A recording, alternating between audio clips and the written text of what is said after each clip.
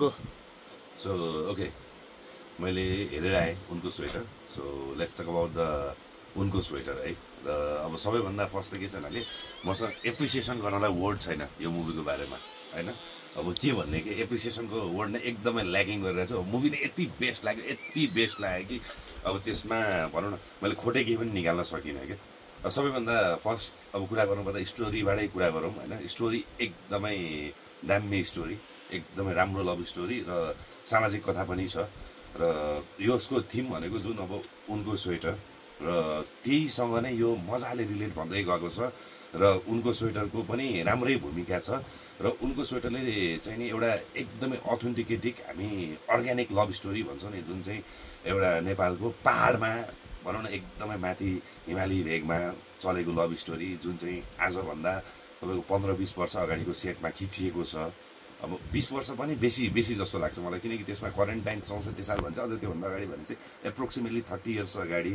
र त्यतिखेर मैले मुभी हेर्दा मलाई यस्तो फिल भएको थियो कि म आफैलाई पनि एउटा म स्कुल पढ्दाखेरिको टाइमिङको जस्तो थियो. जस्तै अब त्यो अटो भर्ने होइन, अब त्यतिखेर त्यो एउटा लभ एक्सप्रेस गर्ने तरिका यिनीहरू एकदमै यस्तो मजा आउने फिल्म हेरेर. र यो फिल्ममा खोट लाउने ठाउँ के पनि छैन. र म सबैलाई रिकमेन्ड गर्छु एकदम. सबैजना जसको अहिले लभ चलिरहेको छ गर्लफ्रेन्डसित जानु, बिहे भएको छ बुढीसित जानु, अथवा सिङ्गल हुनुहुन्छ केही छ ग्रुपमा जानु, फ्यामिलीसित जानु, एकदमै सबैजना सँगै बसेर इन्जोय गर्न सक्ने एकदमै बेस्ट मुभी बनेको छ. र नेपाली फिल्महरू हेरेँ मैले होइन. अब बिचमा अलिअलि फिल्महरू पनि हेरेको थिएँ, ओभरअल सबै त हेरेको छैन. तर पछिल्लो टाइममा हेरेको मध्येमा one of the best movie.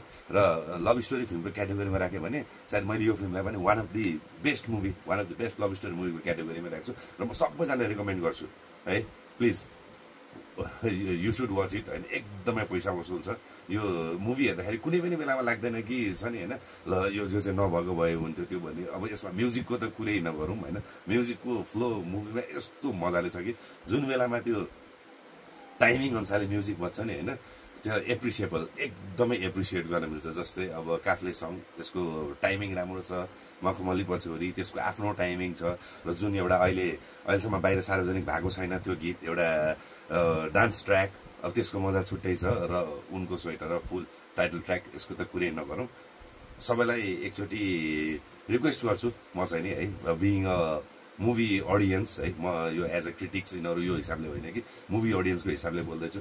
Just go and watch the movie. And जति पनि टाइम हलमा स्पेन्ड गर्नुहुन्छ, once you return from the hall you will feel के भयो होला है, कस्तो एकदमै अलिकति हुन्छ कि त्यो. Once you come back from the theatre you will think about it. या उनको स्वेटर.